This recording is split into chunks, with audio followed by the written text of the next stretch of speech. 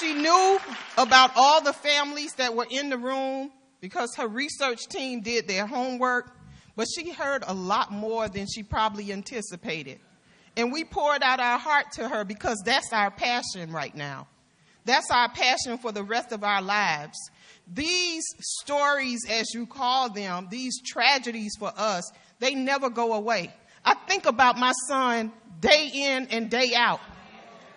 I live with this day in and day out. These mothers live with this day in and day out. And we have an opportunity to have someone that's going to stand up for us as African Americans, for us as women.